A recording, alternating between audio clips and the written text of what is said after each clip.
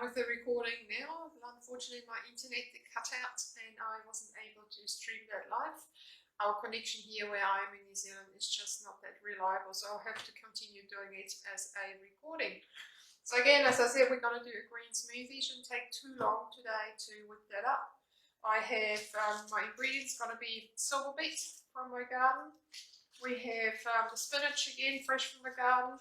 You can use baby spinach if your blender might not be so strong and you feel like it might get too chunky. And we've got kale leaves again from my garden, or you can buy that one in the supermarket. Make sure we don't have too many little caterpillars in there, because that's all the extra protein that we try not to have. Yeah, just check when you've got it growing. Caterpillars definitely have a good enjoy that. So sometimes I'll have to just give it a little shake, and then I know I've got not many sitting on my kale. So tonight we're also going to use as a base, I have the Immunity Juice, which has got carrot, it's got a little apple, it's got ginger, it's got turmeric already inside that.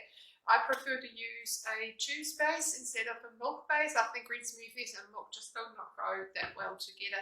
So if you're using the juice base, then you've got already a good starting point. If, of course, you can make everything yourself. It's entirely up to you. But I find with the compliance for my clients, if you can give them something that's already ready to go halfway through, it's much easier for them. And I know they will get all the goodness. This is raw. And it's also called pasteurized, so it still maintains all its goodness from a juice that you're expecting from. Talk about energy, because that's where you're going to get your energy from, is from good quality food. So we want to make sure we have that inside that juice. So 200 mils roughly inside my blender. And then we add all the greens to it. I'll fold it, it's much easier to do. Throw it all in here, silver beet, kale leaves, berries. So I'll use blueberries, so I've got a good cup of blueberries. These are frozen. You can also take them out the night before.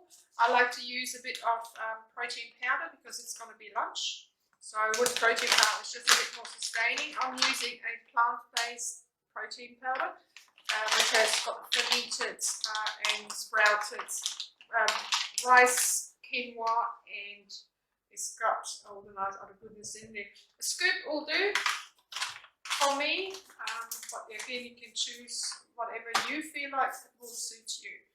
That's it basically, so all we're going to do is turn it on. I'll use a setting there. Blend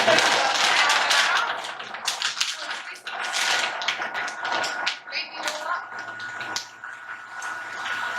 And it shouldn't take too long, so again with a smoothie, you just want to make sure you have about 60% greens and about 40% fruit.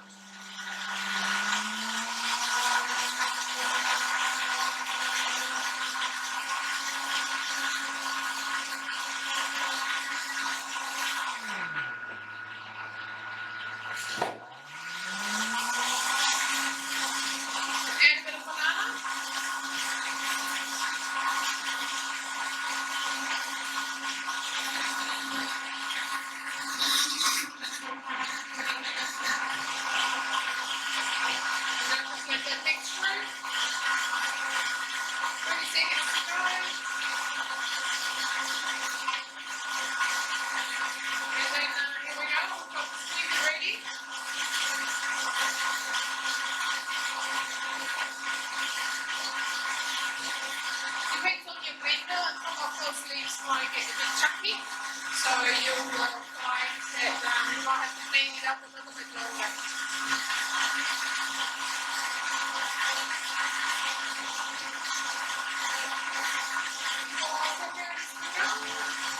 And we're done. Awesome. A nice colour for the blueberries. You can add some chia seeds if you wish. I haven't done that now. Chia seeds again makes it a bit more thick. So if you want to thicken up your smoothie naturally, you can actually add the chia seeds. Chia seeds are great again for fibre, but also for omega-3. What I like to do with my smoothies, I sprinkle a bit of hemp seeds on top and these are from Aussie, so you get some New Zealand hemp seed or Aussie hemp seed. All I want to do is sprinkle that a little bit on top of my smoothie. What it will do, again, it will give you extra nutrition, but also will make you chew your smoothies. What we find that some people gulp it down, and that's what we try not to do. We want to make sure we chew the smoothie. So if you've got something that has a bit of texture on it, they also feel like you're eating. Chewing your smoothie and mixing your amylase, which is your enzymes, into your saliva, that will help break down your smoothie and all the carbohydrates in your smoothie. As I said before, make sure you have about 60% greens and about only 40% of fruit inside your smoothie. If you have issues with blood sugar regulation or dysregulation, then you want to make sure it's not too sweet in fruit. Again, it will muck around and you feel a bit woozy or you feel a bit unstable. That can be when your blood sugar starts to drop. So if you're starting your day with a smoothie, it's a good idea not to start too sweet. Mix in those greens. You can choose any greens you want. You can buy frozen vegetables, like you can buy frozen spinach or kale. Absolutely okay. I think fresh is always best, but if that's the only way you can get your greens into your system, then do it that way.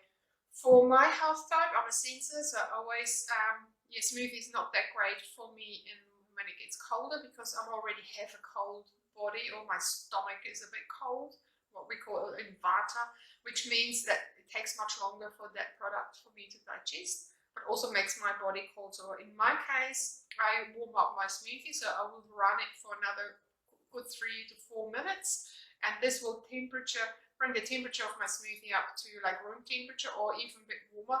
And this way, if I drink that, it's not going to shock my stomach or not going to shock my digestive system. Therefore, I can actually absorb everything in my smoothie. So I hope that was helpful. Sorry for the muck up at the beginning, my first video. So if you got any more inspirations or you want me to whip up some other smoothies or give you some recipes, please let us know. We would love to hear from you. And have a great Saturday. Thank you.